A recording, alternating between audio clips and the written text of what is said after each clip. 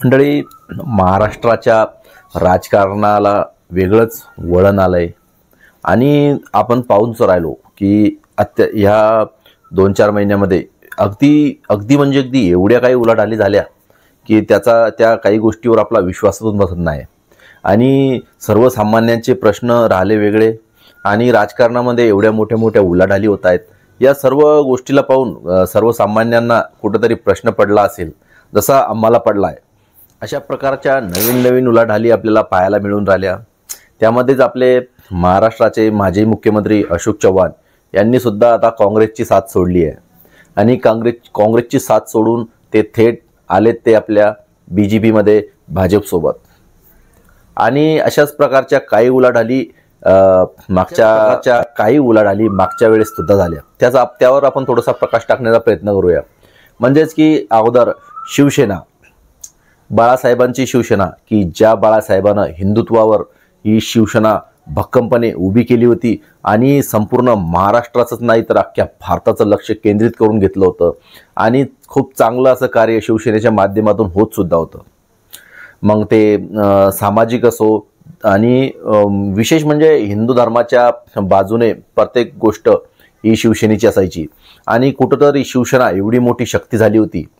पण यालाच तोडण्याचं काम आता कोणी केलं आपण सांगू शकत नाही, पण त्याचे 2 भाग झाले आणि एक शिंदे गट, दुसरा ठाकरे गट आणि यांनी बीजेपी सोबत युती करून सत्ता स्थापन केली महाराष्ट्रामध्ये आणि महाराष्ट्राला एकनाथ शिंदे या रूपाने नवीन मुख्यमंत्री मिळाले। म्हणजेच जी शिवसेना एका मुठीची, एका ताकदीची होती, जी बाळासाहेबांनी एका ताकदीनं, एका मुठीनं तयार केलेली शिवसेना होती, ती कुठेतरी फुटली, तुटली। दुसरी गोष्ट,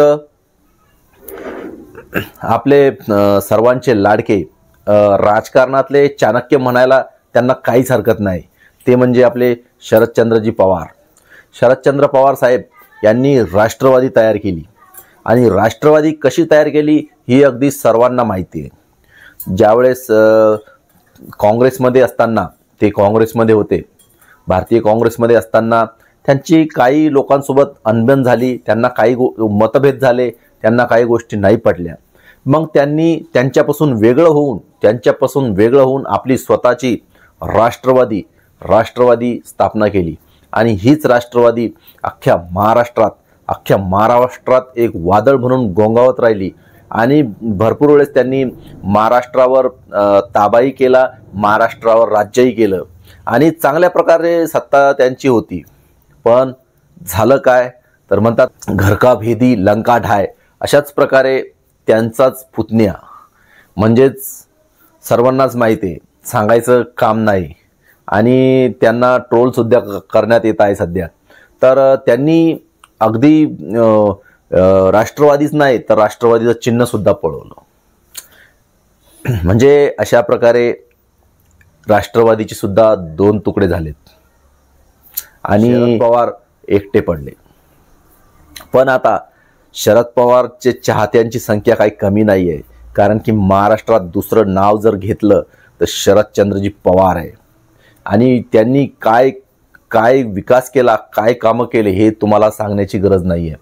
पण आज रोजी ते एकटे पडलेत आणि भरपूर ठिकाणी तर असं म्हणतात की आमचा ताकद म्हणजे आमचा नेताच आमचा चिन्ह, आमचा नेताच आमचं पक्ष, अशा प्रकारचे शरदचंद्र पवार यांचे चाहते म्हणतायत।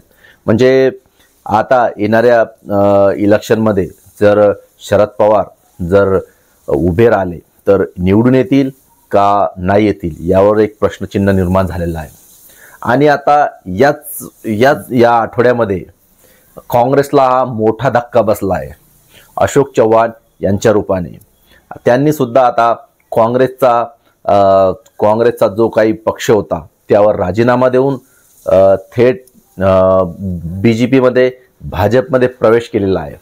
या सर्व गोष्टी तुम्हा आम्हा सर्वसामान्यांसाठी आश्चर्याचा धक्का देणाऱ्या गोष्टी आहे की नेमकं महाराष्ट्राच्या राजकारणामध्ये चाललंय काय।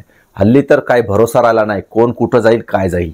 तर येणाऱ्या काळामध्ये इलेक्शन येणार आहे, त्यामुळं मत कोणाला द्यायचं, कारण की मत दिलं कोणाला, जातं कुठं, कोण कुठं पळतं, या गोष्टी सुद्धा सर्वसामान्यांना विचार करण्यासाठी आहे. यामध्येच महाराष्ट्रामध्ये भरपूर असे मोठे मोठे प्रश्न अजून सुद्धा प्रलंबित पडलेले आहेत. त्यावर विचार करण्याची या सरकारला गरज आहे. आणि त्यामध्येच एक मोठा प्रश्न म्हणजे मराठा आरक्षण. त्यामध्ये ओबीसी विरुद्ध मराठा हा वाद न पेटता यावर काही निश्चित असा तोडगा काढण्यात यावा. आणि या राजकारणाला झालंय काय? या राजकारण रातोरात बदलतंय. राजकारणाचा काही भरोसा राहिला नाही. तुमचं यावर काय मत आहे? तुम्हाला काय वाटतं की काँग्रेस या अशा गोष्टीमुळे काँग्रेस संपेल का राष्ट्रवादी संपेल, का शिवसेना संपेल, का मग नवीन एका दमाने एका ताकदीने उभे राहील हे सर्व पक्ष? चला तर मंडळी, तुमचं मत आम्हाला नक्की कळवा. आपण भेटूया पुढच्या व्हिडिओमध्ये अगदी छान अशा विषयासह. तोपर्यंत काळजी घ्या. चला तर मग भेटूया.